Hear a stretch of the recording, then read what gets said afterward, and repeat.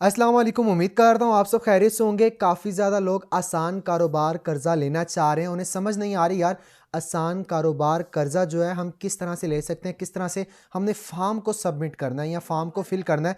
आज की इस वीडियो के अंदर वही बताने वाला हूँ। छोटी सी रिक्वेस्ट ये है, वीडियो को लाइक करके चैनल को लाजमी से सब्सक्राइब कर दीजिएगा। सबसे पहले आपने क्या करना है, इस वेबसाइट पर चले जाना है PITB, इसके बाद आसान कारोबार लिखेंगे, आपके सामने ये वेबसाइट आ जाएगी।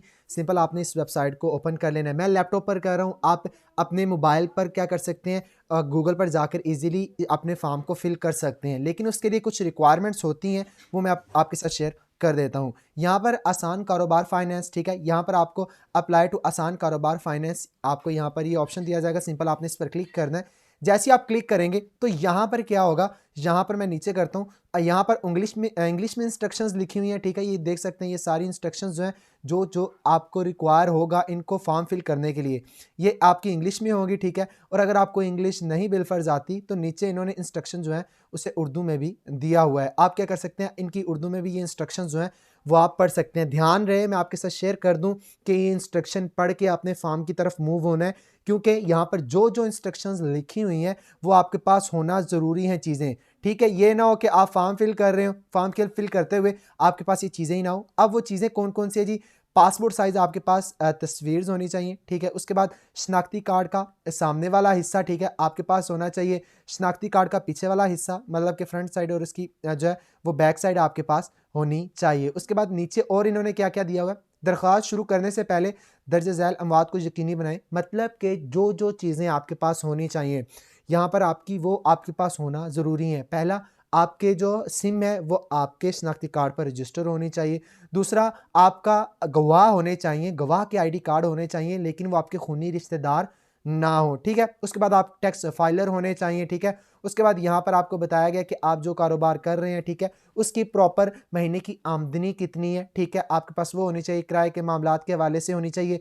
यकीनी बनाए कि जो आप दरख्वास्त म्यारी तौर पर उतार रहे हैं, मतलब कि आपकी जो दरख्वास्त आप दे रहे हैं उस पर आपने पूरा म्यार उतरना है, उस म्यार पर जिस तरह से पासपोर्ट साइज़ तस्वीरें होनी चाहिए। उसके बाद आईडी कार्ड की फ्रंट बैक साइड होनी चाहिए। गवाह गार होने चाहिए आपके पास जो आपके खूनी रिश्तेदार ना हो। ये आपने चीज़ें जो है एक दफ़ा फुलफिल कर लेनी है। उसके बाद नीचे आ जाते हैं, मैं आगे आपको तरीका बताता हूँ, ठीक है, किस तरह से आपने फॉर्म फिल करना है, लेकिन ये चीज़ें ज़रूरी हैं इसीलिए आपके साथ शेयर कर रहा हूँ। यहाँ पर अब यहाँ पर बताया गया है कि आपके पास जो जमा आपने करवाना है ना, उसके लिए आपके पास क्या क्या चीज़ें और होनी चाहिए, ठीक है।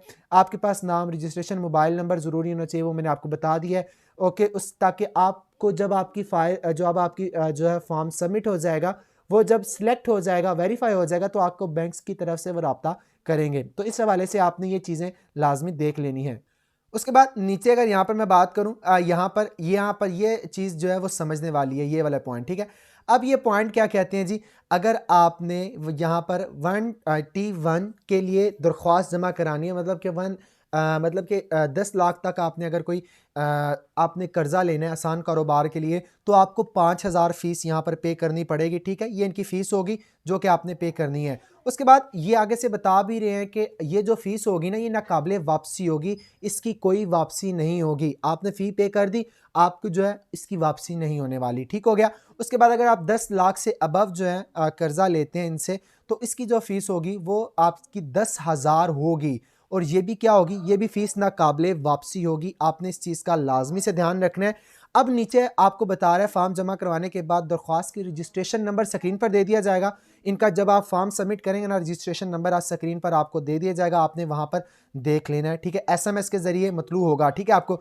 उसके बाद आप SMS का वसूल होने के बाद जब दरख्वास्त अगले मराइल पर जाएगी, ताहम अपनी दरख्वास्त की हैसियत वेबसाइट पर भी जाके चेक कर सकते हैं, इनकी वेबसाइट है, ठीक है। अब मैं सिंपल यहाँ पर क्या करता हूँ, तस्लीम किया, आगे बढ़ता हूँ, ठीक है। अब यहाँ पर इनका फॉर्म जो है वो ओपन होके आ चुका है, ठीक है। अब क्या करना है, आपने इस फॉर्म को फिल करना है। एक एक स्टेप बताता हूँ, फॉर्म किस तरह से आपने फिल करना है, परेशान नहीं होना, एक एक स्टेप बताने वाला हूँ, ठीक है।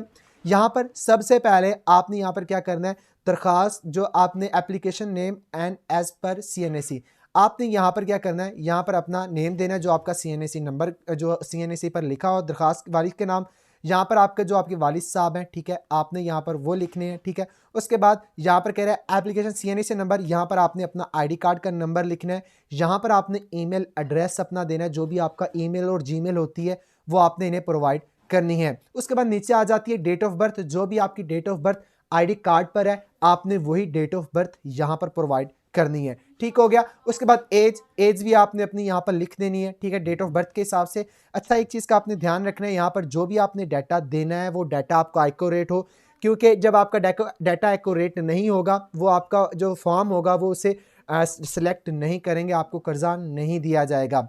आपने नीचे यहां पर क्या लिखना है, CNAC इशू डेट, ठीक है, जो भी आपका CNAC आईडी कार्ड है जो आपका इशू हुआ है आपने यहां पर उसकी डेट लिखनी है, और CNAC कब एक्सपायर हो रहा है आपने यहां पर वो एक्सपायरी डेट लिखनी है। आपको पता है CNAC की एक्सपायरी डेट होती है, ठीक है, वो उस टाइम के बाद एक्सपायर हो जाता है, तो आपने यहां पर वो लिखनी है। उसके बाद माँ का पहला नाम मतलब मदर्स जो है उसका आपने यहाँ पर नेम लिखना है। ठीक हो गया। उसके बाद do you have any disability, यहाँ पर मैं क्लियर करता चलूँ, यहाँ पर आपने वो डिसेबिलिटी लिखनी है जिस तरह खुदा ना खास्ता अगर किसी को कोई जिस्मानी बीमारी है, खुदा ना खास्ता किसी को पोलियो वगैरह है, तो आपने यहाँ पर वो सिलेक्ट करना है। अगर नहीं है तो आपने नो करना है। अगर है कोई ना कोई आपके बॉडी के अंदर इश्यू, ठीक है, उस हिसाब से आपने यहाँ पर यस करना है। उसके बाद माजूरी की इकसाम, वो माजूरी की इकसाम कौन सी है, आपको लकवा वगैरह है या आपको पोलियो वगैरह है, उस हवाले से आपने यहाँ पर वो प्रोवाइड करना है।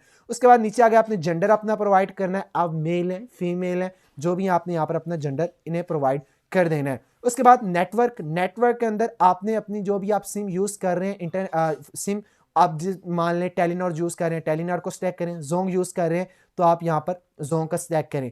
अब जो भी आपने नेटवर्क सर्च किया है ना, यहाँ पर जो भी नेटवर्क आपने सिलेक्ट किया है उसका कोड होता है, ठीक है, वो कोड आप सिंपल गूगल पर जाए ना, क्रोम ब्राउजर पर, वहां पर लिखें जोंग कोड, तो वो आपको जोंग कोड दे देंगे, वो सिंपल आपने यहाँ पर लाके पेस्ट कर देना है। उसके बाद यहाँ पर आपने मोबाइल नंबर जो है यहाँ पर आपने वो प्रोवाइड करना है। ठीक हो गया। उसके बाद आगे आ जाता है जी, यहाँ पर आपके सिम किसके नाम पर रजिस्टर्ड है, ठीक है, आपने यहाँ पर उसे सिलेक्ट करना है। अब थोड़ा सा मैं नीचे आता हूँ, ठीक है, नीचे आने के बाद कोड वगैरह आ गया। उसके बाद यहाँ पर मौजूदा रिहायशी पता, आप कहाँ पर मौजूदा रह रहे हैं, ठीक है, आपने यहाँ पर अपना एड्रेस इन्हें देना है। ठीक है। उसके बाद नीचे आ जाता है सूबा, आपका सूबा कौन सा है, आपने यहाँ पर अपना सूबा सिलेक्ट करना है, जो भी आपका सूबा है। ठीक है।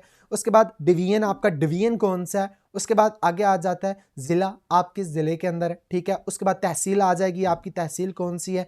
उसके बाद सिटी, आप किस शहर से हैं। ठीक हो गया। उसके बाद अगर नेक्स्ट मैं करता हूँ, ठीक है, नेक्स्ट करने के बाद यहाँ पर आपने क्या करना है, यहाँ पर NTN नंबर आपने इन्हें प्रोवाइड करना है। वो करने के बाद आगे यहाँ पर आ जाता है रिहाइश की मलकियत की हैसियत, आप किराए पर रह रहे हैं या आपका अपना मकान है, उसकी हैसियत जो है आपने इन्हें प्रोवाइड करनी है। उसके बाद यहाँ पर क्या आप सियासी तौर पर वैसे शख्सियत हैं, आपने यहाँ पर ये भी सिलेक्ट करना, अगर हैं तो ठीक है, अगर नहीं है तो आप सिंपली नो कर दीजिएगा। उसके बाद नेक्स्ट आ जाती है जी पासवर्ड, आपने यहाँ पर अपना पासवर्ड इन्हें प्रोवाइड करना है, जो भी आप पासवर्ड लगाना चाह रहे हैं। ठीक है।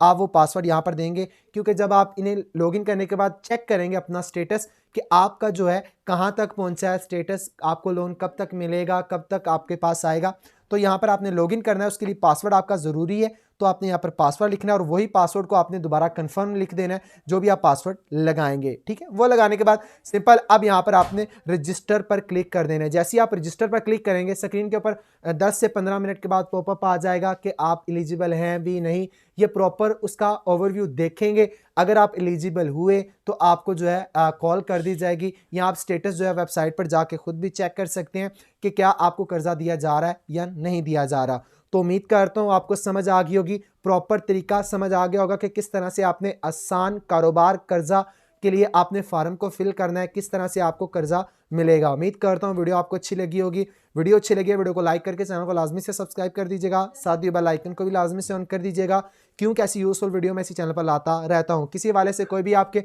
माइंड में क्वेश्चन आता है, मुझे कमेंट करें, इंशाल्लाह फुली कोशिश करूंगा आपको रिप्लाई करने की। मिलता है किसी नेक्स्ट इन्फॉर्मेटिव टॉपिक के अंदर, तब तक के लिए अपना ख्याल रखिएगा, सेफ रहें, सिक्योर रहें। अल्लाह हाफिज़।